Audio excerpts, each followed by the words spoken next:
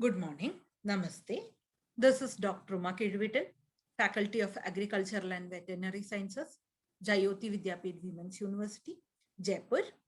As you know, I'll be taking the course on metabolism and bioenergetics. And in the previous session, we were looking at urea cycle. That is one of the most important excretory mechanism for nitrogenous waste in our body. It occurs in the liver. And in this session, we will be continuing with the details of the urea cycle. So, like as I was saying, about 80% of the excreted waste nitrogen is in the form of urea, which is produced exclusively in the liver. And in a few other cells as well, but mostly in the liver, in a series of reactions that are distributed between the mitochondrial matrix and the cytosol. And this urea cycle has got another name, the Krebs Hensley cycle. So please remember that urea cycle is also known as the Krebs Hensley cycle. So as I had shown you last time, the urea cycle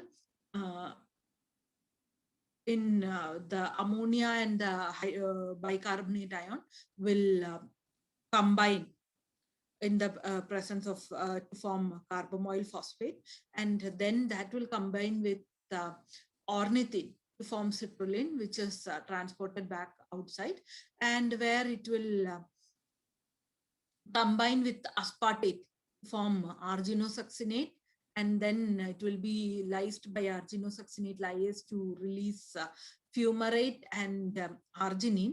And arginine metabolism is something that is very important in urea metabolism, because it is from arginine that the arginase lyses it to form hydrolyzes it to form ornithine and urea. So that is a simple hydrolysis that is happening. So we will look into the various steps of the urea cycle. So ornithine arising in the cytosol is transported to the mitochondrial matrix. So the enzyme for that is ornithine translocase. And the essential features of the urea cycle reactions are free ammonium ion that is generated from glutaminase and glutamate dehydrogenase reactions that we had covered earlier in the sessions. And that is condensed with bicarbonate, and then that combines with ornithine. So for that, I had told you that ornithine that is present in the cytosolic matrix, where thus in the cytosol will be transported into the mitochondrial matrix, and that is done by the enzyme ornithine translocase. And once ornithine is translocated to the mitochondrial matrix, then this is actually a simultaneous reaction. So there it combines with the bicarbonate to form the carbamoyl phosphate, basically, to form citrulline, and the citrulline is simultaneously transported. So it's like one molecule of ornithine goes inside, one molecule of cyprosin is transported outside. So that is a very concomitant reaction. And this only the formation of citrulline happens in the mitochondrial matrix out of the urea cycle. The conversion of the ammonia production from glutamine and by the glutamate dehydrogenase and the transaminase the deaminase reactions happen in the mitochondria. Then they combine with the bicarbonate, and in the presence of ATP, 2 ATP will be used in order to form carbamoyl phosphate. So that is the main reaction that is keeping on happening inside the liver mitochondria. Now, once that happens, this combination to ornithine happens, and one ornithine is taken inside, one citrulline is taken outside, and the rest of the entire step happens in the mitochondria, in the cytosol. excuse me.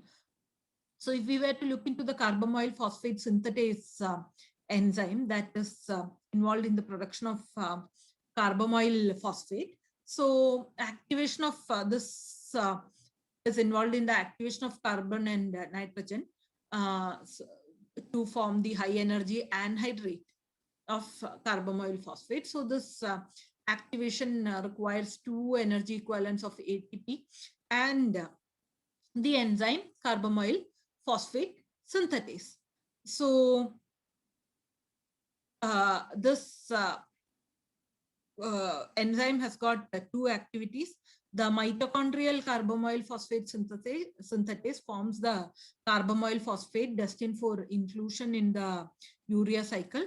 And there is also a cytosolic carbamoyl phosphate synthetase that actually is involved in pyrimidine nucleotide biosynthesis. So please make sure that you note this, that if there is a if it is the mitochondrial carbamoyl phosphate synthetase that is involved in the production of carbamoyl phosphate that goes to urea cycle, and if the same enzyme, the carbamoyl phosphate activity is in the cytosol, it is involved in pyrimidine biosynthesis.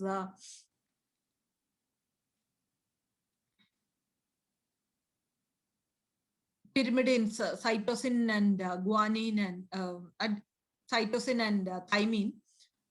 So they will be formed by the activity of carbamoyl phosphate synthetase in cytosol. So now the another enzyme is the ornithine transcarbamylase. So or it's also known as ornithine carbamoyl transferase, and that actually catalyzes the condensation of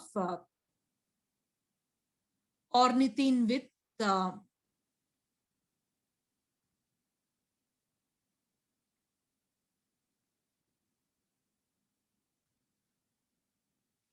that actually is involved in the formation of like the combination of ornithine and citrulline. So let us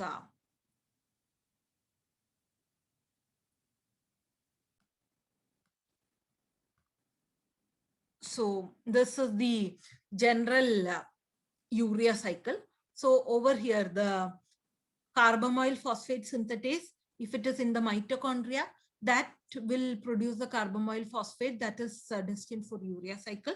And then ornithine transcarbamylase will catalyze the reaction for the conversion of or rather the combination of carbamoyl phosphate and ornithine to form citrulline.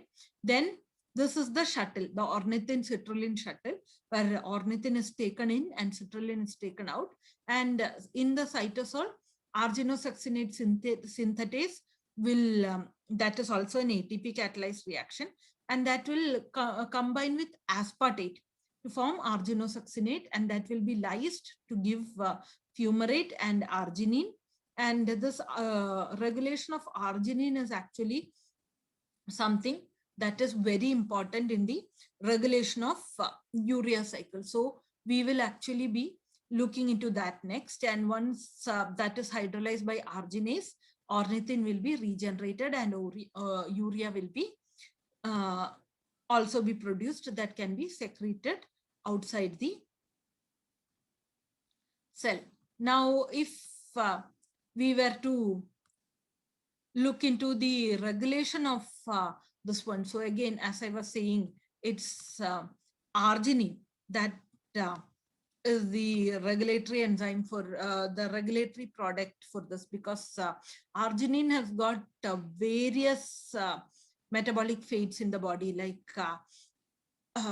it is involved in the NOS and the nitric oxide synthase reactions for the generation of nitric oxide in the cell.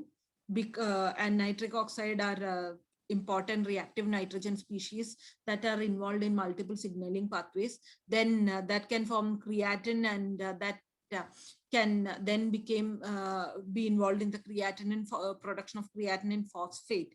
That is a important energy storage molecule.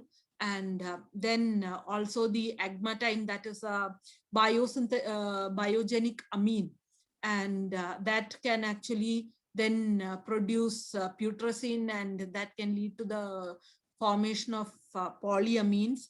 So again, ornithine can also lead to the formation of putrescine, and they can also form the polyamines that are an extremely important class of biogenic amines that are involved in various signaling pathways. They are neurotransmitters, and this we had looked in the section for decarboxylation when we had discussed the biogenic amines. So please look into that as well, cross-reference with that as well. And then this ornithine can also, by ornithine aminotransferase, so that can actually form into proline as well. So this arginine is the arginine formation is one of the base regulatory steps of the urea cycle, and this regulation of arginine for the various metabolic pathways and their interlinking with each other needs to be looked into when we are looking at the regulation of urea production. So like this arginase is the step, enzyme that converts arginine to urea and ornithine. And so if we are looking into the energy driving the urea cycle, so it is a cyclic reaction that begins and ends with ornithine and consumes 3 ATP and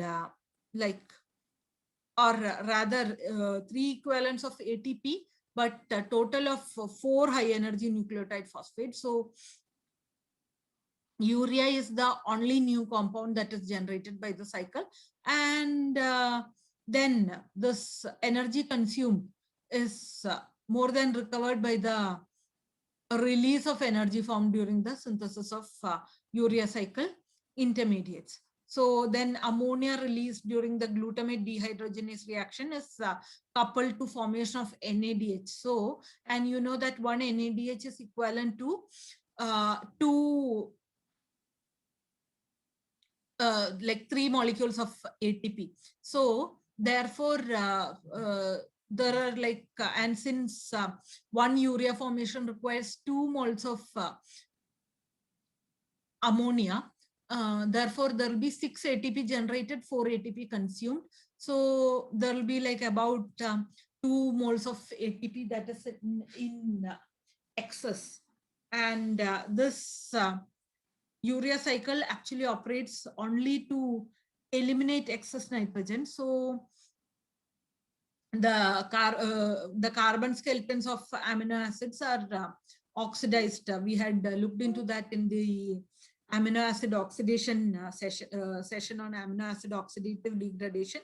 So, and then the short-term regulation of the cycle is basically at the carbamoyl phosphate synthase, because that is where the carbamoyl phosphate is generated from the ammonia that is being generated from the glutamine that has been shuttled to liver by the glutamine shuttle and by the glutamate dehydrogenase reactions.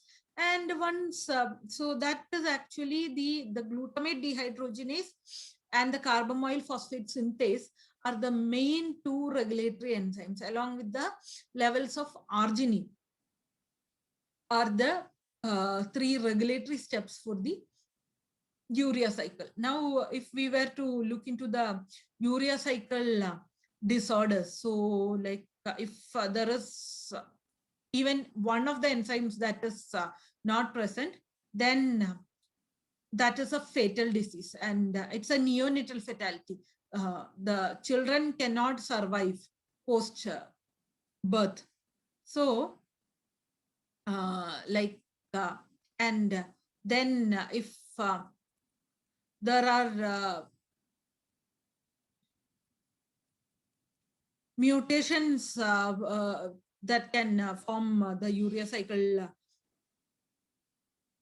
urea cycle disorders, like if there is a defect in the transport of citrin, then that results in a situation called citrullinemia that um, is similar to deficiencies of arginosuccinate synthetase. And then there is also a hyperammonemia situation, because the ammonia as such cannot be converted into urea, and so that will lead to ammonia toxicity in the cells, and that is known as the hyperammonemia in the body. And so they are all the major diseases that are related to urea cycle. So the urea cycle disorders are mostly the hyperammonemia and citrullinemia. So there are those are the major defects of the urea cycle, or rather diseases that are classified as urea cycle disorders. So that will be, with this, we are completing the amino acid catabolism part. In the next session, we will be looking at the biosynthesis of amino acids. That will be the anabolism part of the amino acids.